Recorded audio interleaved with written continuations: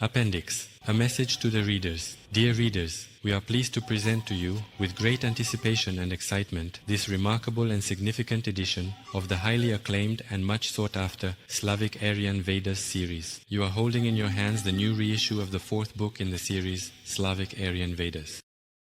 At your request, we continue to produce additional print runs and new editions of the first books in this series, so that everyone who wishes can connect with the old faith and learn the wisdom that our ancestors preserved from generation to generation.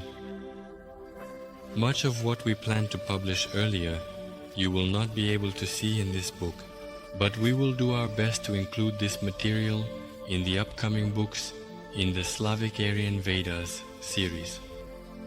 The fourth book, The Source of Life, is provided with commentary on old texts to help you understand the ancient images our ancestors used to describe certain events.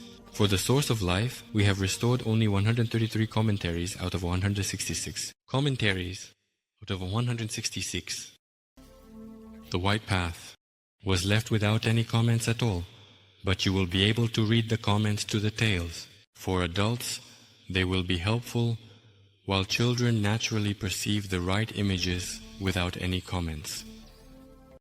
At your request, we have started releasing supplements to the Slavic Aryan Vedas series. These are small brochures in which we include materials on various aspects that are vital for young parents as well as for grandparents in raising the younger generation. We have published supplement number 1, Word of Wisdom by the Magus Velimoeder, which includes all 3 parts, unlike the books in the series. This collection of ancient wisdom will help us raise our children properly, as it contains an ancient system for educating the younger generation. This system has been partially destroyed over the last 3 centuries, but the information we've gathered about our ancestors' heritage will help fill the existing gaps in child rearing. We will, of course, try to publish as much of the material lost over the past centuries as possible, and will make every effort to publish it in subsequent books from the Slavic Aryan Vedas series. But in our world, this book might be the last in the series due to rising publishing costs, and our Russian Church of Old Believers Inglings often lacks funds for public book publishing. We hope Russians will help solve the financial issues, so future Vedas and Slavic Aryan Vedas supplements can be published and read, thanks to those who recovered data from damaged hard drives. Still, we hope that Russian people will respond and help solve the financial issues that have arisen, so that the subsequent books of the Vedas, as well as the supplements to the Slavic Aryan Vedas series, will be published and find their readers. In addition, we thank all the computer guys who helped recover some of the information from the damaged hard drives of our computers. We are also grateful to everyone who has helped and continues to help our books come to light. At your request, we continue to reissue the first, second, and third books that have long been out of print. They all sell out quickly among those eager to reconnect with their ancient roots, and the number of people wanting to buy them keeps growing every year. I would also like to add that the publication of the Slavic Aryan Vedas series was originally conceived as a spiritual literature aid for the long-established and now reviving Slavic, Aryan, and ancestral communities. At the request of people coming to the old believer communities, shrines, and gathering places, our editorial team has decided to publish additional print runs of the books and add more detailed commentaries for public editions. Much of what is included in the first 3 books has been published before, but only for church, community, and chapel use.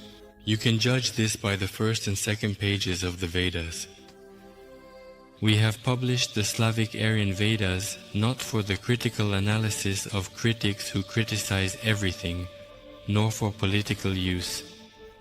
We publish the Slavic Aryan Vedas not to prove anything to anyone, but for believers, for those with awakened souls, for those who seek their ancient culture and roots. We have published and continue to publish the Slavic Aryan Vedas, not to prove anything to anyone, but for our fellow believers of the old faith. We publish for those whose souls have awakened from a long slumber and spiritual hunger, for those who have begun to seek their native ancient culture, original tradition, the old faith of their ancestors, and their ancestral roots. We didn't intend to prove or explain anything to anyone. That's not our task. Try to concretely prove to a blind person that there are mountains, the sun, and stars. No matter how many examples you give to a blind person that they have existed for millions of years, you still won't prove anything to them, and they won't understand you.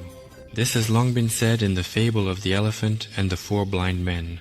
In this book from the Slavic Aryan Vedas series, we decided to include several poems on themes that resonate with the Slavic culture.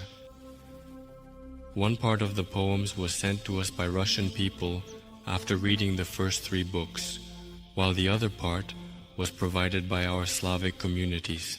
It's up to you, dear readers, to decide whether our step is right or not. We wish you peace, love, goodness, joy, and happiness on your journey to your ancient roots. With respect to all readers, the Asgard Church Publishing